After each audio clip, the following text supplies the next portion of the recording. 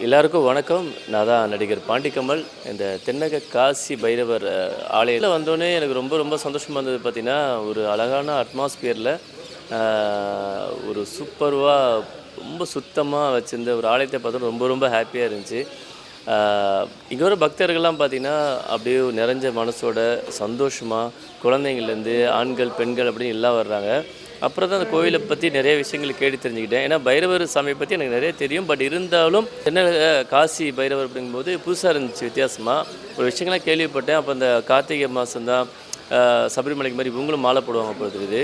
ஆண்கள், பெண்கள், அப்புறம் குழந்தைங்க அப்படின்னு. அப்புறம் பட்னியாலாம் விரதம் எடுத்து சாமி கும்பிடக்கூடாதாம்.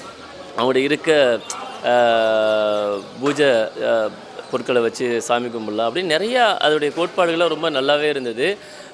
நிறைய கஷ்டமா இருக்கவங்க, குடும்ப சூழ்நிலையில ரொம்ப வருத்தப்பட்டுட்டு இருக்கவங்களுக்கு